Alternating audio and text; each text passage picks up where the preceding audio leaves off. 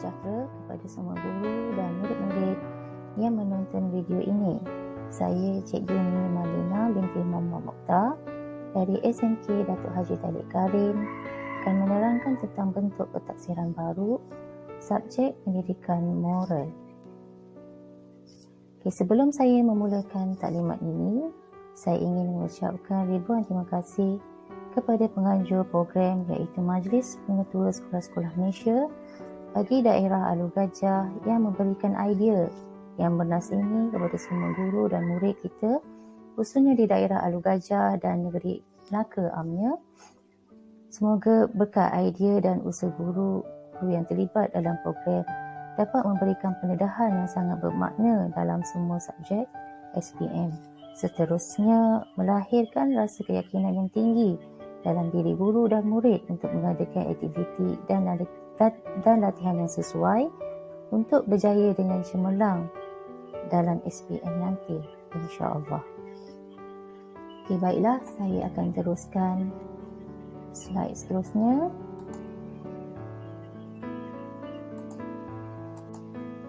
Okey, objektif program ini adalah yang pertama untuk mengenal pasti format soalan terkini, bidang yang dinilai atau yang ditaksir, bentuk soalan struktur, bentuk soalan esei, contoh jawapan calon murid, cadangan-cadangan jawapan yang ada, persediaan murid sebelum dan semasa peperiksaan. Jadi kita akan pergi kepada format pentaksiran pendidikan moral bagi kod 1225 bagi tahun 2021. Okey, jenis instrumen yang akan disoal adalah dalam bentuk ujian bertulis. Terdapat dua jenis item ataupun dua jenis soalan. Yang pertama subjek respon terhad dan yang kedua subjek respon terbuka. Apa yang dimaksudkan dengan subjek respon terhad ni? Skop yang disoal adalah terhad, contohnya tentang ciri, kepentingan, kesan. Jadi pelajar kena rujuk balik standard pembelajaran. Pastikan kamu kuasai semua standard pembelajaran dan standard kandungan yang ada di tingkatan 4 dan 5. Okay. Maksud subjektif respon terbuka pula ialah soalan yang memberi kebebasan yang luas kepada calon menggunakan berbagai pendekatan yang difikirkan sesuai dengan kehendak soalan. Jadi banyak kepada soalan esei lah, macam mana pelajar nak letakkan nilai, nak letakkan pandangan dalam sesuatu soalan yang dikemukakan, khususnya dalam soalan esei. Okey, seterusnya bilangan soalan terbahagi kepada 3, bahagian A, bahagian B dan bahagian C. Bahagian A ni adalah soalan struktur yang mengandungi 5 soalan. Setiap soalan bernilai 10 markah dan keseluruhannya adalah 50 markah. Wajib jawab semua soalan. Di bahagian B ada 2 soalan yang mana kamu kena menjawab satu soalan sahaja. Satu soalan bernilai 10 markah. Okay, seterusnya kita tengok bahagian C. Bahagian C ada 40 markah. Ada 2 soalan. Jadi dalam 2 soalan tersebut dibahagikan pula kepada poin yang lebih kecil. Selalunya A dan B lah. Jadi pelajar wajib jawab ke semua soalan di bahagian C. Jadi jumlah keseluruhan markah adalah 100 markah. Yang mana bahagian A 50 markah, bahagian B 10 markah dan bahagian C 40 markah.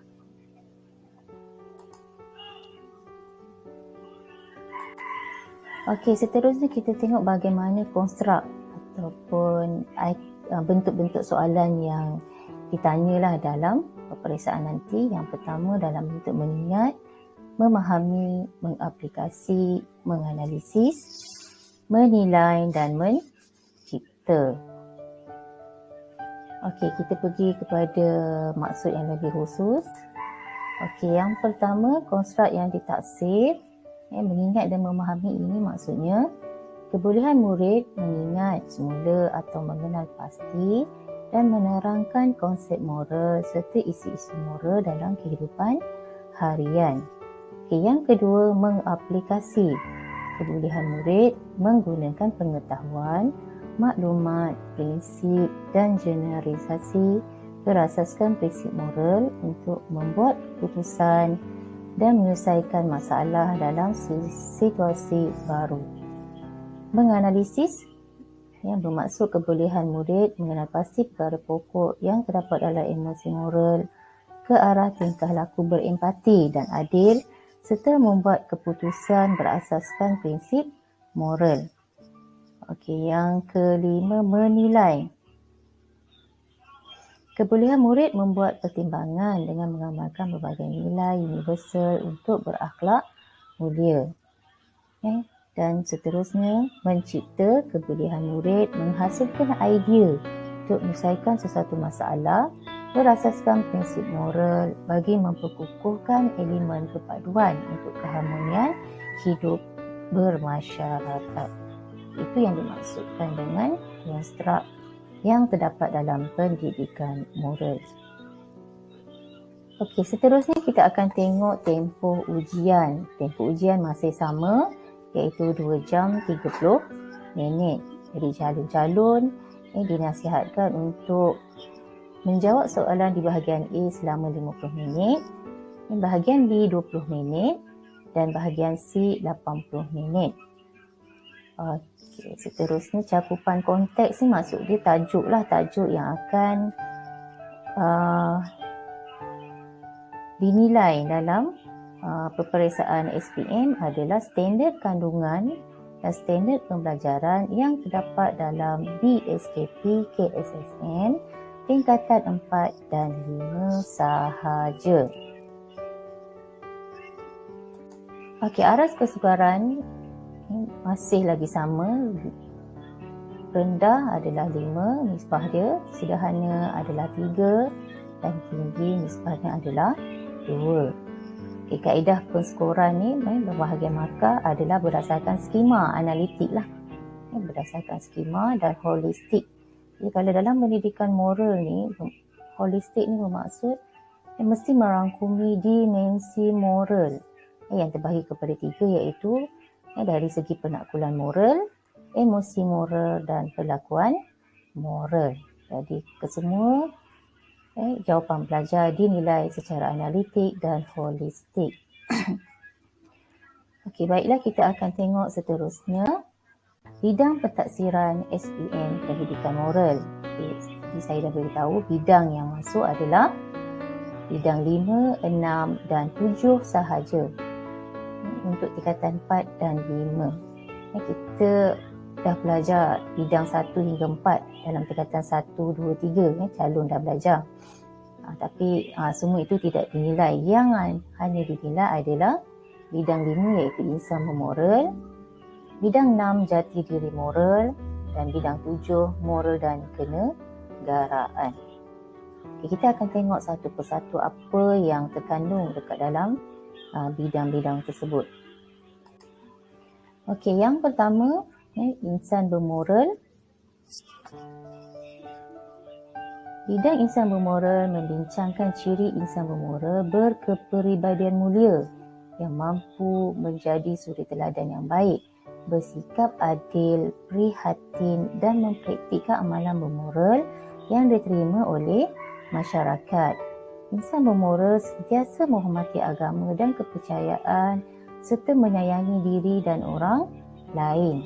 Insan bermoral juga mampu membuat keputusan dengan menggunakan sumber dan maklumat secara autonomi berdasarkan norma masyarakat. Okey, ini yang kamu akan kuasai dalam bidang insan bermoral untuk tingkatan 4.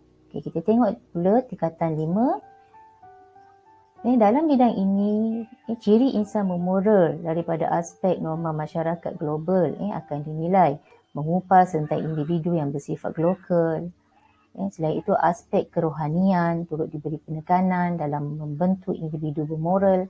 Seterusnya, bidang ini membincangkan penggunaan sumber dan maklumat demi kesejahteraan sejagat.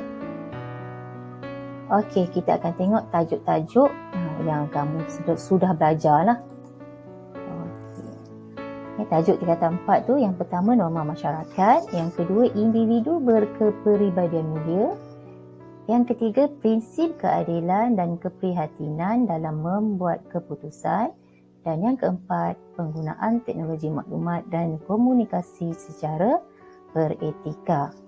Untuk tajuk dalam tingkatan 5, norma masyarakat global, individu global, kerohanian membantu individu bermoral, dan penggunaan sumber dan penyebaran maklumat demi kesejahteraan sejagat. Jadi dekat sini 8 tajuk perlu dikuasai oleh pelajar.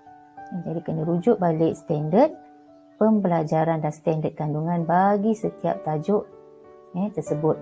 Pastikan kamu telah kuasai.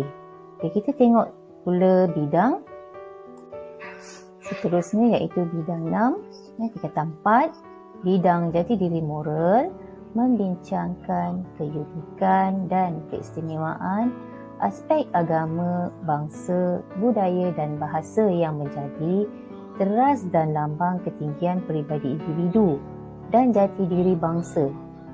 Bidang tersebut memfokuskan integriti diri dan keluarga serta unsur peri kemanusiaan yang menyumbang ke arah kesejahteraan diri dan masyarakat. Itu yang ditekankan dalam bidang jati diri moral tingkatan 4. Okey, kita tengok pula tingkatan 5.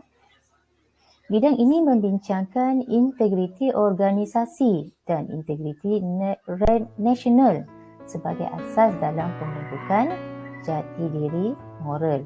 Bidang ini dapat membantu individu yang boleh memberi sumbangan terhadap pembangunan negara. Selain itu, bidang ini turut memfokuskan unsur peri kemanusiaan sebagai pemangkin yang menyumbang ke arah kesejahteraan lokal. Okey, kita tengok tajuk-tajuk yang kita akan pelajari ataupun yang kita telah pelajari. Tajuk tingkatan 4, integriti individu.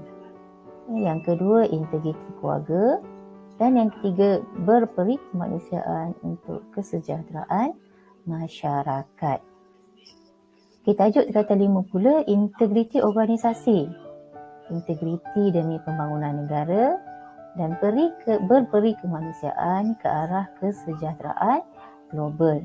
Jadi dalam tajuk bidang 6 ni, ada 6 sahaja tajuk yang perlu dikuasai oleh pelajar. Nampak macam mudah, tapi sebenarnya bagi saya lebih sukalah bila berkenaan dengan integriti organisasi dan integriti demi pembangunan negara. Jadi cuba fokuskan isi-isi dan standard kandungan pelajaran yang terdapat dalam tajuk tingkatan 5 tersebut. Seterusnya kita pergi kepada bidang 7. Bidang 7 ni moral dan kenegaraan. Bidang moral dan kenegaraan menghubungkaitkan konsep moral dengan kenegaraan dalam kehidupan bermasyarakat. Bidang tersebut membincangkan hak dan tanggungjawab sebagai warga negara yang mengamalkan perpaduan, menguruskan perbelanjaan secara beretika serta berbangga sebagai rakyat Malaysia dalam mengekalkan keunikan dan kedaulatan negara. Okey, itu dalam bidang tingkatan 4. Okey, kita tengok dalam tingkatan 5. Bidang ini menghubungkaitkan moral dan kenegaraan dalam konteks negara di persada dunia. Bidang ini juga merangkumi penglibatan diri dalam program komuniti dan pengurusan kewangan secara beretika. Selain itu, bidang ini memfokuskan kerjasama negara dalam hubungan antara bangsa demi meningkatkan pengiktirafan dunia terhadap negara. Okey, kita tengok tajuk-tajuk yang kita akan belajar. Okey, yang pertama dalam tingkatan 4 ni, hak dan tanggungjawab sebagai warga negara berlandaskan Perlembagaan Malaysia. Yang kedua, perpaduan dalam masyarakat. Yang ketiga, pengurusan perbelanjaan secara beretika. keunikan rakyat Malaysia dan kedaulatan negara, tanggungjawab bersama. Okay, kita tengok tajuk tingkatan 5, penglibatan diri dalam program komuniti bersama-sama badan kerajaan atau badan bukan kerajaan. Semangat kerjasama dalam masyarakat global, pengurusan kewangan secara beretika, meningkatkan pengiktirafan dunia terhadap negara dan Malaysia dalam hubungan antara bangsa. Dekat sini, kalau kamu tengok, tajuk yang sukar sikit adalah hak dan tanggungjawab sebagai warga negara, iaitu 7.1 tingkatan 4. Jadi kamu kena kuasai apa dia hak-hak yang berkaitan dengan warga negara. Untuk tingkatan 5 ni, tengok apa dia yang meningkatkan pengiktirafan dunia terhadap negara Malaysia dalam hubungan antarabangsa. Okey, seterusnya kita tengok nilai. Kalau saya tengok 15/18 nilai sesuai dalam bidang 5, maksudnya 90% nilai adalah termasuk dekat dalam bidang 5. Kita tengok pula bidang 6. Bidang 6, 17/18 nilai yang sesuai untuk bidang 6. Seterusnya bidang 7 pun masih banyak, 17/18 nilai yang bersesuaian dengan bidang 7. Okey, baiklah, kita pergi kepada bahagian yang seterusnya. Bentuk soalan struktur. Bentuk soalan struktur tadi, seperti yang saya dah beritahu, terdapat 5 soalan struktur yang merangkumi 50 markah, dan kamu ataupun calon diperuntukkan masa sebanyak 10 minit bagi setiap soalan.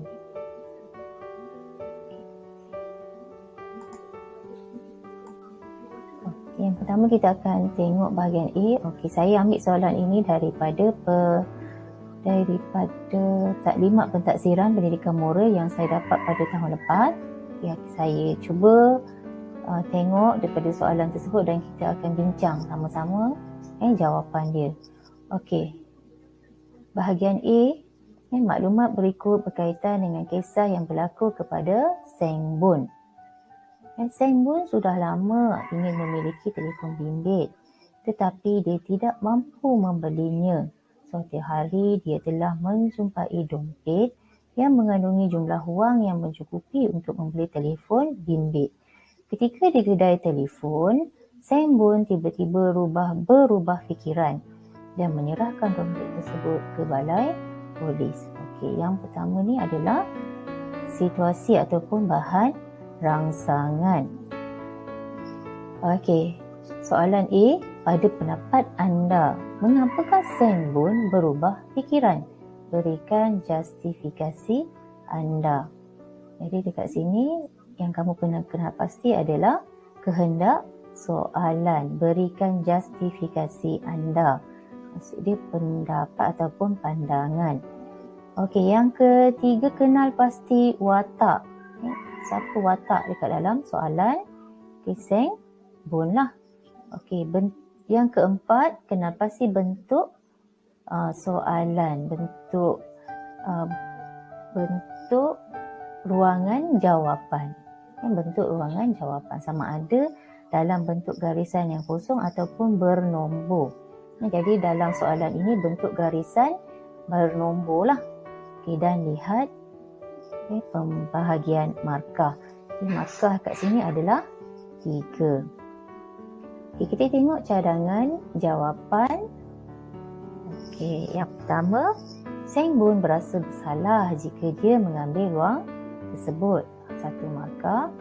Yang kedua, Seng Bun merasakan perbuatan tersebut adalah menyalahi ajaran agamanya. 1 markah. Seng Bun berasa tidak tenang jika menggunakan wang tersebut. 1 markah. Jadi keseluruhan dia 3 markah. Okey, seterusnya kita tengok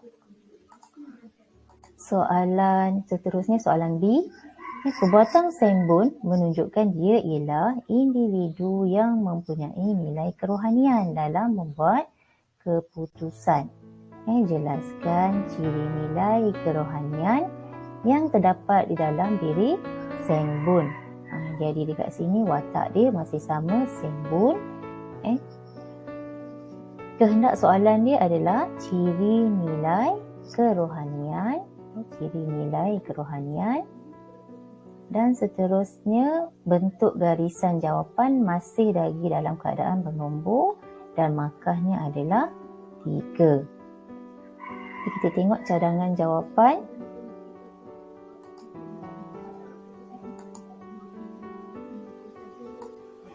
Okey, yang pertama, Seng Bun mengamalkan ciri kejujuran dalam kehidupan.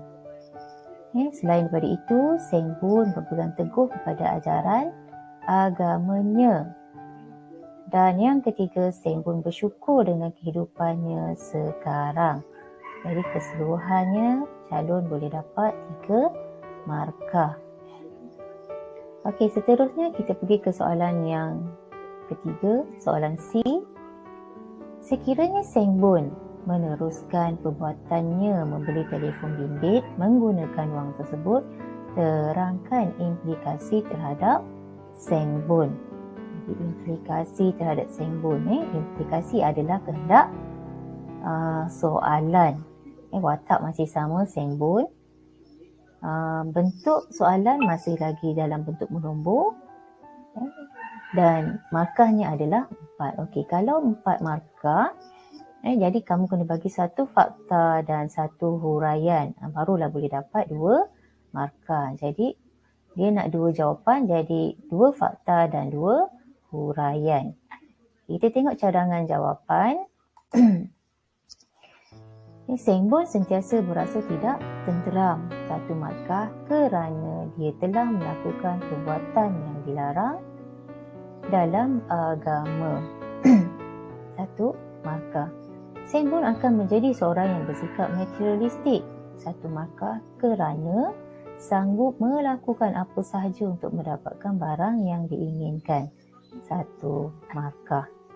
Jadi pelajar calon kat sini boleh dapat 4 markah. Okey, seterusnya kita tengok contoh soalan struktur yang lain.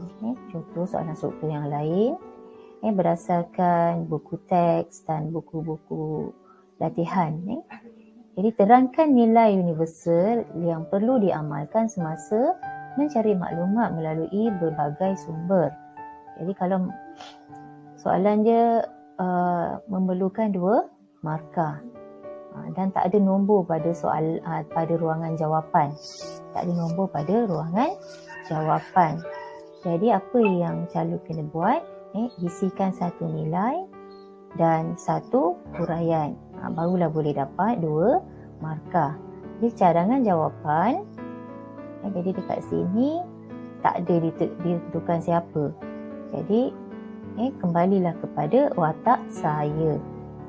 Saya perlulah mengamalkan nilai rasional 1 markah semasa mencari maklumat kerana bimbang mendapat maklumat yang salah atau tidak tepat. 1 markah. Ini huraian dia. Ada nilai, ada huraian dan mesti ada watak. Seterusnya kita tengok soalan yang bertanyakan keputusan. Wajarkah masyarakat menjadikan pembelian dalam talian sebagai rutin dalam perbelanjaan kewangan? Huraikan jawapan anda berdasarkan nilai universal yang dipelajari. Jadi dekat sini ada tanyakan tentang keputusan. Watak dia adalah masyarakat. Kehendak soalan dia pembelian dalam talian sebagai rutin.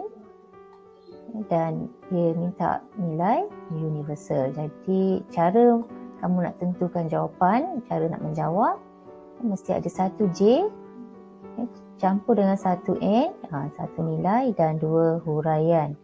Sama dengan 4 markah. Okay, cadangan jawapan wajar. Keputusan dia adalah wajar, 1 markah. Watak dia masyarakat, mengamalkan nilai rasional, 1 markah kerana menjadikan pembelian dalam talian sebagai rutin. Hal ini kerana dapat menjimatkan masa. 1. Markah dan lebih banyak rebate dan hadiah yang akan diperolehi. 1 markah dalam pembelian tersebut. Ini jawapan bagi keputusan yang wajar. Kita tengok pula kalau keputusan dia berbeza. Jawab cadangan jawapan. Tidak wajar masyarakat mengamalkan nilai kesederhanaan 1 markah dalam menjalankan pembelian dalam talian. Hal ini kerana membazirkan wang 1 markah dan menyebabkan masyarakat tiada wang untuk disimpan semasa kecemasan 1 markah. Baiklah, kita tengok kepada soalan seterusnya. Contoh item bahagian B. Terdapat 2 soalan. Kamu calon wajib jawab 1 soalan sahaja. Bahagian B, contoh soalan lah. Maklumat berikut berkaitan dengan salah satu tema sambutan Hari Kebangsaan. Apa tema dia? Negara kita, tanggungjawab kita. Ini adalah bahan rancangan dia. Huraikan peranan anda untuk merealisasikan tema di atas berdasarkan nilai universal yang dipelajari. Jadi watak dia adalah anda. A dan B, huraikan peranan berdasarkan nilai universal tu adalah kehendak soalan dan markahnya adalah 10. Jadi dekat sini soalan bahagian B ni dia minta nilai. Dalam kamu punya huraian mesti ada nilai. Kita tengok contoh cadangan jawapan. Yang pertama, saya mestilah mengamalkan nilai patriotisme, nilai bertanggungjawab dan nilai harga diri.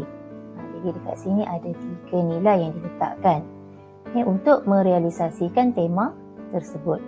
Saya mestilah, watak dia tadi anda, jadi saya mestilah menunjukkan perasaan sayang kepada negara 1 markah dengan mengibarkan bendera di rumah sempena sambutan bulan kemerdekaan. Ini huraian seterusnya lah. Selain itu, saya akan menyertai pertandingan sempena bulan kemerdekaan yang diadakan di peringkat sekolah, daerah, negeri dan kebangsaan 1 markah. Jadi penyertaan ini menunjukkan saya bersemangat dalam sambutan tersebut 1 markah. Selain itu, saya mencontohi sikap tokoh-tokoh yang banyak berjasa kepada negara 1 markah. Saya juga akan menjaga nama baik negara 1 markah dengan tidak melakukan apa-apa provokasi di media sosial 1 markah yang boleh menjejaskan keamanan negara saya 1 markah. Saya juga akan sentiasa menghulurkan bantuan kepada rakan-rakan saya 1 markah yang mengalami masalah khususnya dalam pandemik yang berlaku sekarang supaya negara saya lebih harmoni 1 markah. Dari kesemuanya ada 3 nilai campur dengan 10 huraian tadi. Maksimum calon boleh dapat 10 markah. Jadi saya nasihatkan kat sini banyakkan huraian. Kita bimbang nanti ada pelajar yang huraian dia berulang-ulang. Kalau boleh tulis dulu fakta-fakta dan barulah kamu hurai supaya huraian kamu itu tidak berulang. Seterusnya kita tengok bahagian C. Bahagian C ada 4 soalan. Jadi kamu wajib jawab semua soalan. Jadi kita tengok macam mana bentuk bahagian C ni.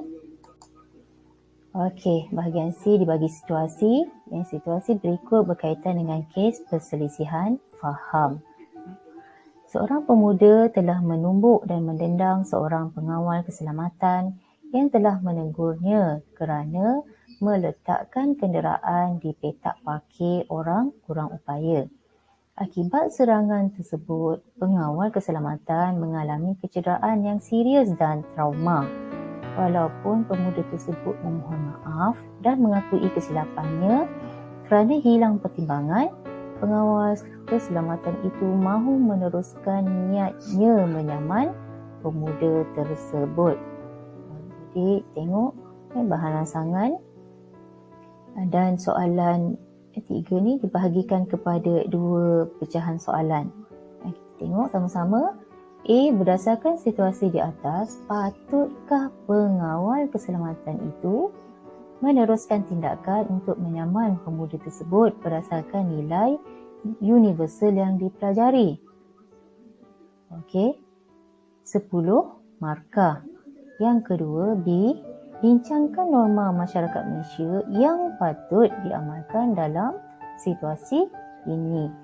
Jadi 10 markah. Jadi kalau boleh, pelajar kena jawab dua-dua soalan lah. Wajib jawab kedua-dua soalan. Okey, kita tengok cadangan jawapan esei 3 tadi. Soalan A. Tindakan pengawal adalah patut. J1 lah. Ini kerana perbuatan pemuda itu telah menyebabkan diri pengawal cedera. 1 markah. Jadi beliau perlu mengeluarkan wang untuk merawat kecederaan dan trauma yang dihadapinya. 1 markah. Pengawal itu juga mungkin telah berhenti kerja. 1 markah kerana takut diserang oleh pelanggan yang lain. 1 markah. Selain itu, perbuatan pemuda itu telah menjatuhkan maruah diri pengawal tersebut. 1 markah. Pengawal berasa malu dan terhina apabila dilayan dengan kejam oleh pemuda itu. 1 markah. Tindakan saman oleh pengawal dapat memberi pengajaran kepada masyarakat. 1 markah. Supaya mengikut peraturan yang telah ditetapkan di sesuatu tempat. Okey, ini huraian atas huraian lah. Menghormati pekerjaan orang lain, 1 markah, dan tidak memandang hina pekerjaan sebagai pengawal keselamatan, 1 markah. Nilai yang sepatutnya diamalkan oleh pemuda tersebut ialah nilai kesederhanaan, nilai toleransi dan nilai harga diri.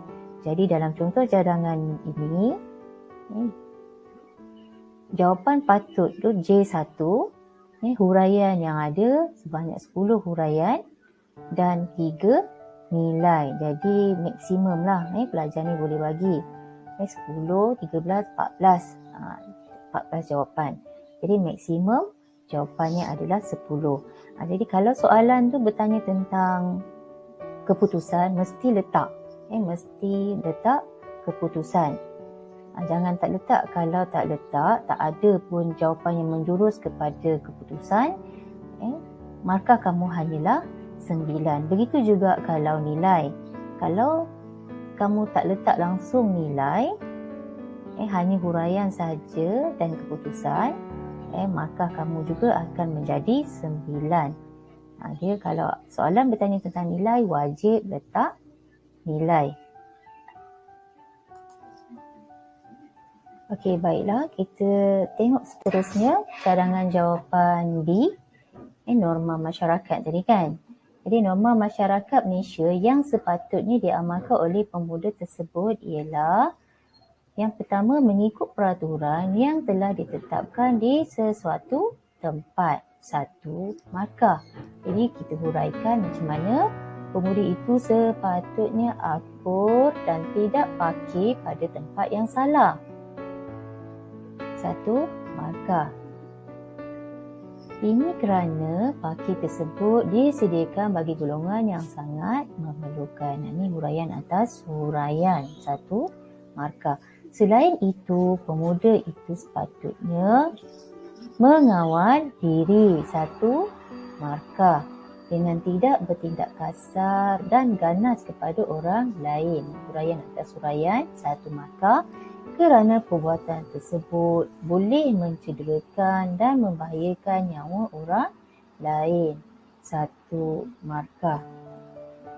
Jadi pemuda tersebut sepatutnya lebih berfikiran terbuka dengan teguran apabila telah melakukan kesalahan 1 markah dengan mengalihkan kenderaan daripada tempat parkir OKU tersebut dengan segera. Ini huraian atas huraian 1 markah. Pemuda itu juga sepatutnya menghormati orang lain. Taklah 1 markah. Dia tidak boleh memandang rendah pekerjaan pengawal tersebut sehingga sanggup melanggar arahan pengawal tersebut. 1 markah. Jadi dekat cadangan jawapan ini calon dapat menjawab, dapat beri 10 huraian, jadi dia dapat 10 markah. Okey, seterusnya kita tengok soalan dilema moral. Soalan yang memerlukan calon mengekspresikan perasaan dan keputusan. Okey, jadi selain daripada penjelasan perasaan, jelaskan wajar atau tidak wajar, jelaskan setuju atau tidak setuju, jelaskan patut atau tidak patut, jelaskan ada atau tiada, jelaskan ya atau tidak. Ini soalan dilema moral. Okay, seterusnya kita tengok 2 bentuk soalan esei. Soalan yang memerlukan calon menulis nilai tindakan calon, maka tulislah nilai yang bersesuaian dengan kehendak soalan. Jadi kalau boleh calon senaraikanlah 3 ke 4 nilai yang sesuai. Nilai yang sesuai dengan kehendak soalan. Jangan tinggalkan kosong. Jadi rugi nanti. Misal kata satu soalan dibagi markah untuk 3 jawapan nilai, dah dapat 3 markah. Kalau dua jawapan untuk nilai, 2 markah. Sayanglah kalau kamu langsung tak letak nilai. Jadi wajib kalau ada soalan esei yang bertanyakan tentang nilai ataupun soalan struktur, wajib letak nilai. Okey, soalan yang tidak memerlukan calon menulis nilai langsung, tindakan calon, maka tulislah standard pembelajaran yang kamu dah belajar tu, yang sesuai dengan tajuk tersebut. Contoh selalu yang ada ciri, kepentingan, cabaran, kesan pengabaian, contoh dan lain-lain lah. Jadi itu boleh rujuk balik nota kamu, standard pembelajaran yang kamu telah belajar. Okey, saya tunjukkan contoh standard pembelajaran, standard kandungan individu global. Ini tajuk tingkatan 5. Murid boleh menjelaskan ciri individu global. So apa dia ciri individu global tu? Jadi pelajar mesti dah ingat dah. Tak boleh hentam je. Mengenal pasti sikap individu global. Ingat apa dia sikap individu global. Menghuraikan kepentingan menjadi individu global. So apa kepentingan? Meramalkan kesan sekiranya individu tidak bersikap lokal. Mengekspresikan perasaan. Ini kalau ada tanya perasaan lah. Ini dalam soalan nanti kaitkan dengan perasaan. Mengamalkan sikap individu global dalam kehidupan harian. Okey, ini standard pembelajaran yang ada dalam tajuk individu global. Okey, seterusnya untuk mendapat markah yang baik dalam esei. Jadi kamu boleh menggunakan kata-kata hubung yang sesuai lah. Ini yang selalu digunakan. Jadi selalunya kita gunakan kata hubung ini untuk menghuraikan idea utama atau fakta utama dalam soalan struktur dan esei. Contoh kata hubung dan, demi, supaya, agar, dengan, untuk, akan menyebabkan sebagai contoh dan lain-lain.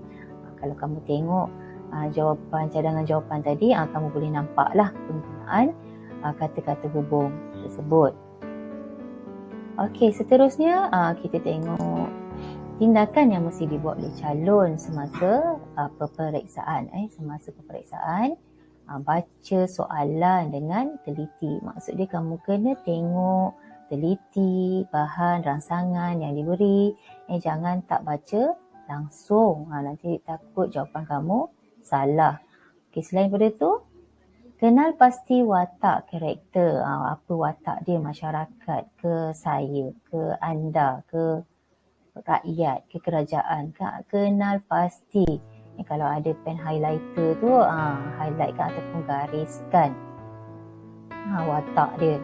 Jadi supaya kamu tak lari daripada watak tersebut. Kadang-kadang ada pelajar ni letak kita lah, saya lah, ibu bapa lah, bercampur-campur. Jadi bila diletak, digariskan watak, senang. Fokus kepada satu watak sahaja. Gariskan kehendak soalan dan kenal pasti bentuk garisan soalan. Sama ada bernombor ataupun hanya garisan sahaja. Kalau garisan sahaja, tengok markah yang diperuntukkan. Begitu juga kalau bentuk garisan, tengok markah. Kadang 2 garisan, 4 markah. Bukan 2 garisan, 2 markah. Jadi dia perlukan kepada huraian. Okey, seterusnya bila menulis nilai, mestilah betul. Kita punya nilai universal dah tinggal 18 sahaja. Dulu 36, banyak kan. Jadi ejaan nilai tu mesti tulis dengan betul. Tidak boleh senaraikan nilai sahaja. Kamu dapat soalan, kamu tulis bertanggungjawab, harga diri hemat tinggi, titik dah. Itu tinggal je macam tu, tak boleh. Mesti letakkan watak, letak siapa yang perlu nak amalkan nilai dan hurai.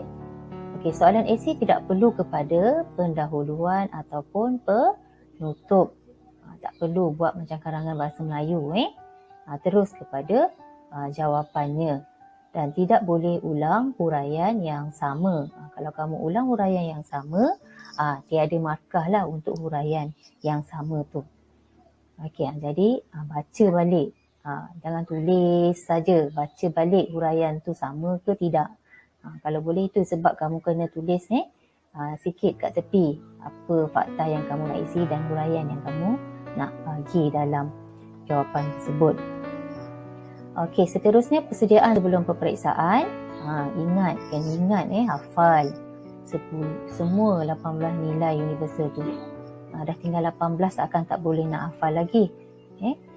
Bincang dan jawab soalan. Bincang dan jawab soalan, pengukuhan, pengayaan dan penilaian yang terdapat dalam buku teks dan tingkatan 4 dan tingkatan 5. Tengok balik buku teks tu, ajak cikgu ataupun cikgu sendiri bawa anak-anak murid bincang jawapan-jawab soalan-soalan yang terdapat dalam buku teks. Jadi kita lebih kepada soalan dalam buku teks ni. Jangan tinggalkan langsung buku teks, mesti rujuk buku teks. Okey, seterusnya ini soalan yang selalu ditanyalah untuk sesi peperiksaan SPM 2021 ni. Mengapa kerja khusus dimansuhkan? Tak ada buat kerja khusus dah kan? Sebab dah diganti dengan pentaksiran dalam bilik darjah PBD. Jadi cikgu harap ramailah yang dapat TP 6 lah, tahap penguasaan 6. Okey, pembinaan item perlu berfokus kepada nilai. Perlu tak berfokus kepada nilai soalan? Tidak. Jadi dia fokus kepada standard kandungan dan standard pembelajaran. Nampak? Jadi kat sini kamu calon-calon peperiksaan kena fokus kepada standard pembelajaran. Jadi dia kena kuasai 24 tajuk yang dia dah pelajari dalam tingkatan 4 dan tingkatan 5. Buatlah peta pokok supaya semua nota tersebut lengkap dan ada pada calon. Okey, perlu tak hafal nilai dan definisi? Tak perlu tapi nilai kena ingatlah, wajib ingat. Penekanan dia kepada aplikasi nilai dalam situasi. Dia kata penekanan kepada aplikasi nilai. Tapi kalau nilai tak hafal, macam mana nak letak nilai? Jadi kena juga menghafal nilai. Apakah bentuk jawapan? Calon menjawab soalan mengikut arahan dan kehendak soalan. Tengok apa dia kehendak soalan, jawab ikut kehendak soalan. Okey, adakah markah PBD dicampur dengan ujian bertulis SPM? Dia punya jawapannya adalah tidak. Jadi PBD berasingan lah. Tak ada dicampurkan dengan markah SPM. Okey.